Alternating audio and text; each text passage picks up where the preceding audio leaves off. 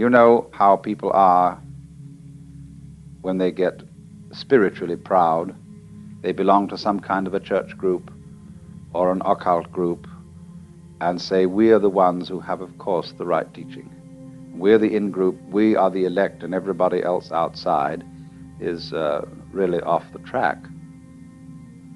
But then comes along someone who one-ups them by saying, well, in our circles we're very tolerant, and we accept all religions and all ways as leading to the one. But what they're doing is they're playing the game called, we are more tolerant than you are. You see, and in this way, the egocentric being is always in his own trap. So Buddha saw that all his yoga exercises and ascetic disciplines had just been ways of trying to get himself out of the trap in order to save his own skin, in order to find peace for himself. And he realized that that is an impossible thing to do because the motivation ruins the project. He found out then, you see, that there was no trap to get out of except himself. Trap and trapped are one. And when you understand that, there isn't any trap left. I'm going to explain that, of course, more carefully. So, as a result of this experience, he formulated what he calls the Dharma. That is the Sanskrit word for method. You will get a certain confusion when you read books on Buddhism because they switch between Sanskrit and Pali words. The earliest Buddhist scriptures that we know of are written in the Pali language, and Pali is a softened form of Sanskrit. So that, for example, whereas the doctrine of the Buddha is called in Sanskrit the Dharma, but in Pali, and in many books of Buddhism, you'll find the Buddha's doctrine described as the Dhamma. And so in the same way, karma in Sanskrit becomes in Pali kamma. Buddha remains the same. The Dharma then is the method. Now the method of Buddhism, and this is absolutely important to remember, is dialectic. That is to say, it doesn't teach a doctrine. You cannot find anywhere what Buddhism teaches, as you can find out what Christianity or Judaism or Islam teaches. Because all Buddhism is a discourse. And what most people suppose to be its teachings are only the opening stages of the dialogue.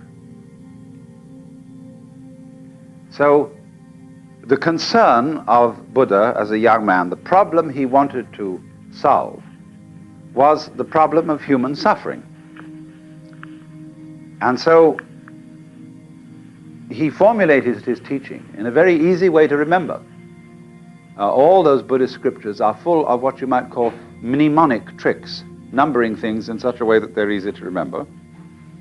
And so he summed up his teaching in the form of what are called the Four Noble Truths.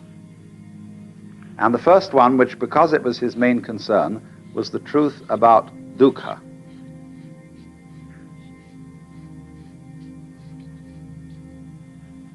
Dukkha, suffering, pain, frustration, chronic dis-ease. It is the opposite of sukha, which means sweet, pleasure, etc. So, insofar as the problem posed in Buddhism is dukkha, I don't want to suffer, and I want to find someone or something that can cure me of suffering.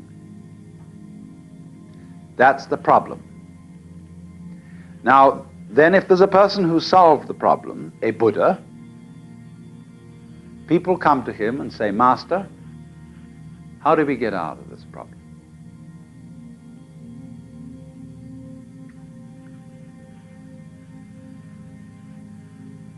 So what he does is to propose certain things to them. First of all, he points out that with dukkha go two other things. These are respectively called anitya, and anatman. Anitya means nitya means permanent. So impermanence, flux, change is characteristic of everything whatsoever. There isn't anything at all in the whole world, in the material world, in the psychic world, in the spiritual world, there is nothing you can catch hold of and hang on to for safety. None.